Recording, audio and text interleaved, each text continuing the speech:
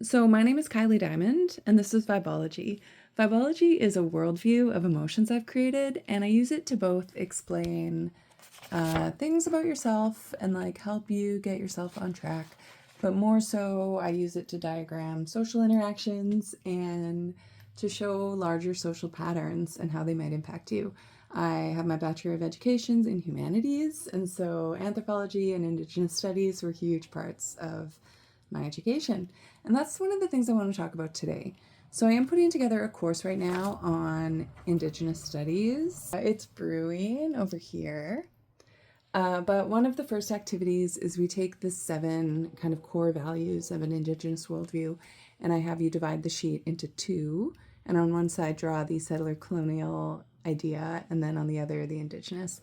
And so obviously, like, I've exaggerated a little bit. Because we love the drama. You know, I know everybody wasn't like cartoony and pink, and I come from prairie people. They actually really do help each other out, but we do have this core.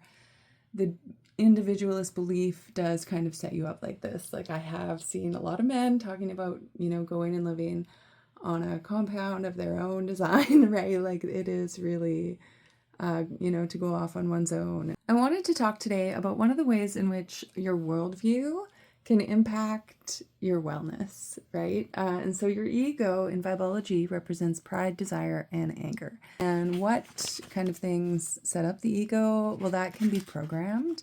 However, we do have like what I understand are baseline human needs, and I indicated them here on this chart, right? And now this is open to discussion, obviously, but I do believe, like, I'm not the kind of Buddhist who believes you don't need anything. Like, I do understand if I don't breathe air or drink water, my body will perish, right? I know you can come up with like one example of a monk who didn't, but like a lot of people do it. So you can tell I spend a lot of time saying things that make people uncomfortable because I've developed this like constantly correcting me kind of inner voice that comes from just like saying these things and hearing people's judgment, right? So let's all get on board with the idea that like your body has these needs as a human social creature, right? Now, you can watch in the video below that I've tagged about Maslow's hierarchy of needs where this kind of idea comes from. But to tag back into our photo, here we have 2 different worldviews and 2 different ways of meeting these needs, right?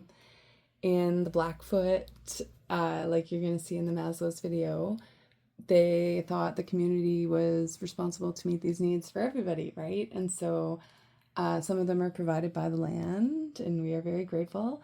And most of them we provide for each other, right? And we are responsible to maintain this for each other. We would never see somebody starving and not feed them, right? Because you are inherently worth feeding, right? And like keeping alive, right?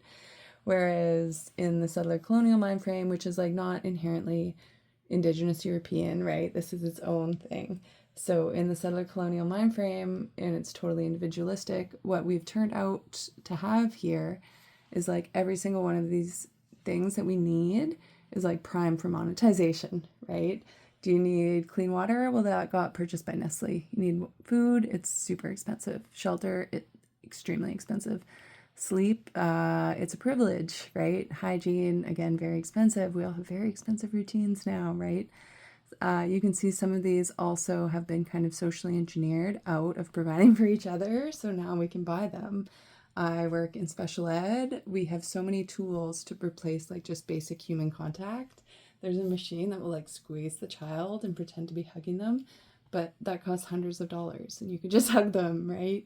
But the other thing that having to constantly pay to get your needs met teaches you inherently that you are not worth it, right? You have to work and earn to get to survive, and that has damaged obviously to our psyche, right? And to our feelings of belonging and feelings of being here. And like if I know that the people around me are responsible to meet all these needs for me and to care for me in these ways, they all care that I'm getting these met, and not just to the point that they will give me shit for not having them met and like yell at me and be angry at me, but they will actually participate in me meeting these needs.